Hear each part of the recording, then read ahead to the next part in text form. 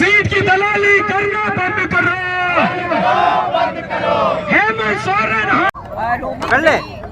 सरकार ने पूरा प्रयास किया था कि प्रश्न पत्र लीक नहीं हो, लेकिन किस आधार पर ये कह रहे हैं कि प्रश्न पत्र लीक हुए हैं? देखिए, यह सरकार ने प्रयास प्रश्न पत्र लीक होने से रोकने का नहीं था, बल्कि अपनी चोरी को छुपाने का किया था।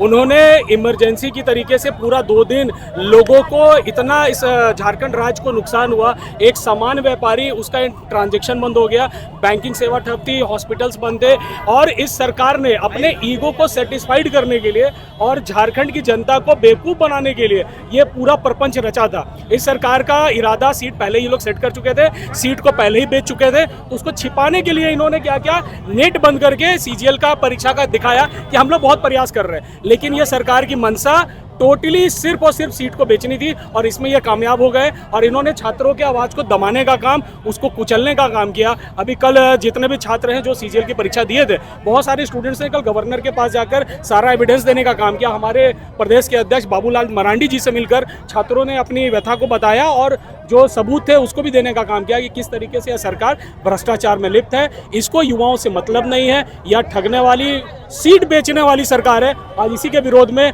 हम लोग सड़कों पर उतरकर पुतला दहन का काम कर रहे हैं। बोल रही है कि बीजेपी के कुछ एजेंट परीक्षा में बैठे हैं, बौखलाहट हो गई है बीजेपी को। देखिए, परीक्षा हुई है। अभी जेएमएम का आपको पता होना चाहिए कि जेएमएम कुछ भी कर रही है वो इलेक्शन को ध्यान में रखकर करने का काम कर रही है। और अगर जेएमएम के प्रवक्ता या जेएमएम पार्टी यह कहती है कि अगर वो कहती है कि अगर बीजेपी के एजेंट थे, तो भैया एविडेंस है ना, आप आइए, आप उसके बैठिए, आप छात्रों को बुलाइए। छात्रों ने सरकार को भी संपर्क किया, जो छात्र गवर्नर के पास गए, जो प्रदेश अध्यक्ष के पास भी गए, वो लोग पहले सरकार के लोगों को भी संपर्क करने का काम किया। उनके पास पुख्ता सबूत है कि किस तरीके से स्टूडेंट्स के सीट्स को बेचने का काम जेएमएम, इसके मंत्री, इसके संतरी और इसके दलाल लोग कर रहे हैं। यह सरकार टोटली दलालों की सरकार है। यह सरकार राज्य को सिर्फ लूटने का काम कर रही है। हर जगह भ्रष्टाचार चारों तरफ व्याप्त है।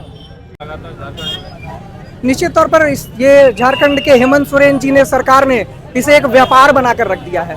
सरकार कभी भी व्यापार नहीं करती है, वो व्यवसाय नहीं करती है, वो वेलफेयर का काम करती है। वेलफेयर छोड़ करके हेमंत सोरेन जो है वो व्यापार करने लगे, सीटों की दलाली करने लगे, बेचने लगे हैं बाहरियों को।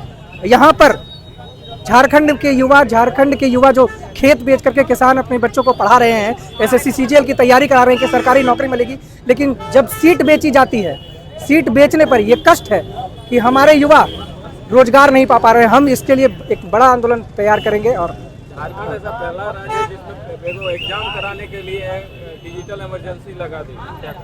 डिजिटल इमरजेंसी कहाँ लगी सर? आपको मालूम होगा, मोबाइल पे नेट नहीं चल रहा था, राउटर पे नेट चल रहा था, हर एक वाईफाई पे नेट चल रहा था, तो चोरी तो वहां से हो चुकी।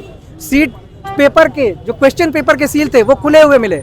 इसकी क्या गारंटी है कि ये पेपर की दलाली नहीं हुई है वहां पर? हेमंत सोरेन सरकार जो ये काम कर रही है सीट बेचने का, ये बिल्कुल तौर पर गलत है।